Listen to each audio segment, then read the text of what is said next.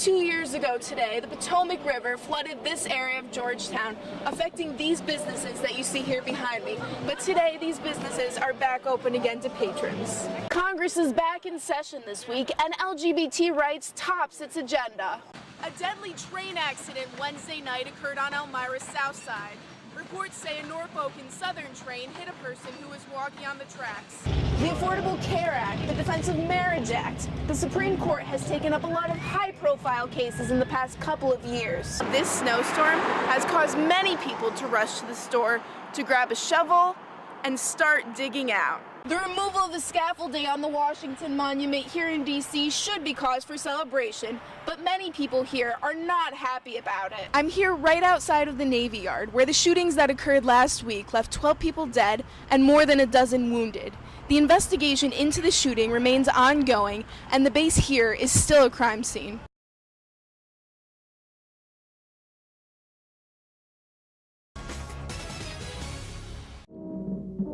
Across the country, around the world, disbelief was the first reaction. The JFK assassination dramatically altered the news industry. It is only fitting that the Newseum, the Museum of News here in Washington, is featuring how reporters covered that tragic day 50 years ago.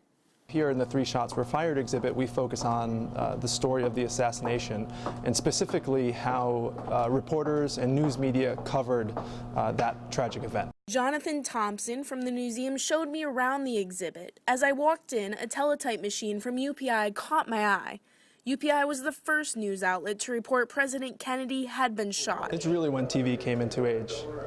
Before that, it had really been newspapers and radio had been the primary means of news gathering. Thompson showed me his favorite piece in the exhibit, the Bell & Howell 8mm camera Abraham Zapruder was using when he captured Kennedy being shot. There was also a board at the exhibit that asked people for their "Where were you?" moment when Kennedy had been shot, or perhaps during another life-altering event. Museums are putting on the 100th anniversary, perhaps someday we'll see some of these in those displays. You can catch the JFK exhibit at the museum now through January 5th. In Washington, I'm Emily Sporn. Tonight, one soldier is getting the celebrity treatment, meeting members of Congress and others at the screening of a documentary starring his life, is Travis Mills. You never expected to be here, with all these busy things going on, and now I'm just excited. Just a small town kid, excited to share a story and what his family and everybody's been up to. And it's quite a story that Mills has to share. In April 2012, he lost his arms and legs in an IED explosion during his third tour of duty in Afghanistan. Mills has been recovering at Walter Reed Medical Center here in Washington, where he was also fitted with prosthetic arms and legs. Oh, horrible. No, I'm doing really well. Thanks for asking. It is this sense of humor that first drew the filmmakers into Mills' story. In the way they tell this story, there's a genuineness about it that anyone could, be really motivated by. They just hit me up. They're real nice. You check their website out, Photolanthropy. They tell real touching and inspiring stories, and they just wanted to come visit for 10 minutes. And then after one day, they're like, we got a documentary here. We can make something of this. If people get strength or get inspiration from this movie, hey, that's not a bad thing. Reporting in Washington, Emily Sporn. Students are not sure whether to be elated or disappointed after hearing the announcement that chef and faculty member Jose Andres was chosen as the commencement speaker last week.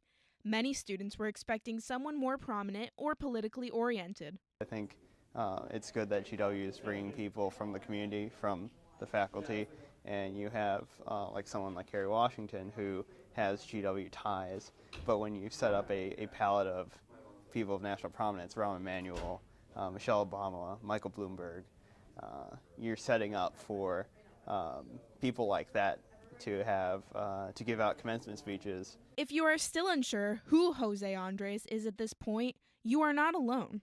No, not at all. I'd never heard of him before. I'd never heard of anything he did or his restaurants, so he completely came out of left field for me.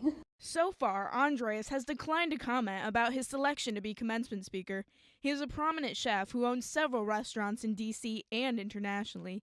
He also taught a food course on campus last spring. Hello everybody, my name is Jose Andres and I want to welcome you to this amazing class, The World on a Plate. Chef Andreas has appeared on numerous talk shows such as Ellen DeGeneres and travels around the world to share his knowledge of food. Although Andreas is not well known on the GW campus, one alumnus of his class, Robert Zanes, wants to remind students that they should not be so quick to assume that a faculty member would not give a great commencement speech. Sure, you don't have Michelle, you don't have Barack, you don't have even somebody who's Secretary of State or some senator position, but you have great speakers. I know Jose Andres will be a good commencement speaker, and I was pleasantly surprised by Kerry Washington. I'm sure everybody else will be with Jose Andres.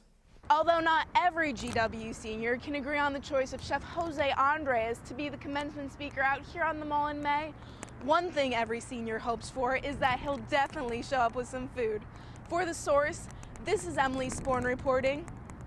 You know what happiness is.